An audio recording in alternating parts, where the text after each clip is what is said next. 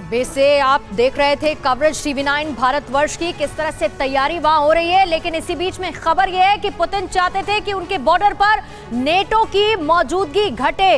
World economic forum की meeting में बोले हैं नेटो चीफ, यूक्रेन पर हमले के बाद हमने बॉर्डर पर तैनाती बढ़ाई है, नेटो चीफ ने बताया। और नेटो के सैनिक किसी भी स्थिति से निपटने के लिए तैयार है। लेकिन इसे लेकर पुतिन क्या चाहते थे, इसका भी जिक्र किया नेटो चीफ ने। तो चलिए आपको बताते हैं नेटो चीफ ने किस तरीके से प्रहार किया है पुतिन पर वार। यूक्रेन पर हमले के बाद पूर्वी हिस्से में हमने सैन्य तैनाती बढ़ाई है। इस वक्त 40,000 से ज्यादा सैनिक सीधे नेटो की कमांड में हैं। नेटो देशों के 1 लाख सैनिक हाई अलर्ट पर रखे गए हैं। किसी भी हमले का जवाब देने के लिए तैयारी पूरी की गई है। सदस्य देशों की 1-1 इंच जमीन की रक्षा करेंगे। बाल्टिक से ब्लैक सी तक नेटो के सैनिक मुस्तैद हैं।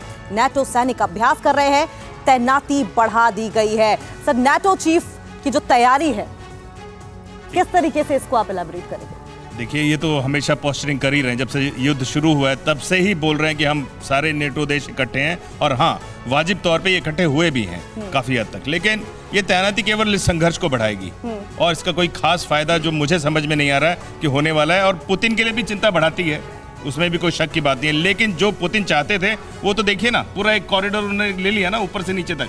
अब अभी ओडेसा भी गुटबंदी ऑन ग्राउंड दिखाई देगी।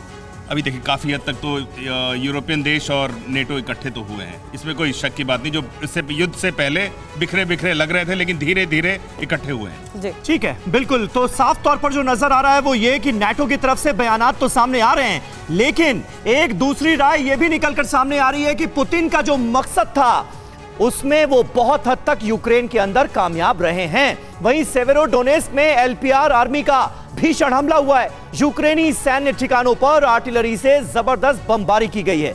डोनबास में यूक्रेन की मजबूत पकड़ वाले इलाकों पर यह कार्रवाई हुई है। इलाके में रूस ने फिर से आक्रामक हमले किस तरह से शुरू कर दिए हैं, देखिए।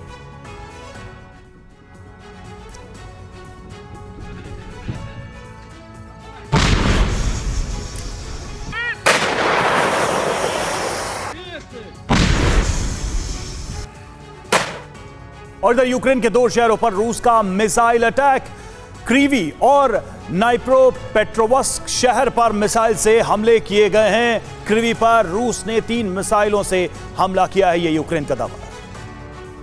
और एक और बड़ी अपडेट सामने आ रही है। नेटो चीफ ने यूक्रेन हमले को बताया एक खास पैटर्न। नेटो चीफ ने रूस की फितरत पर सवाल उठाए हैं। यूक्रेन पर हमला सालों से चला आ रहा है और ये पैटर्न का हिस्सा है। न्यूज़ टॉप 9 रोज सुबह 7 बजे और शाम 7 बजे सिर्फ टीवी9 भारतवर्ष पर।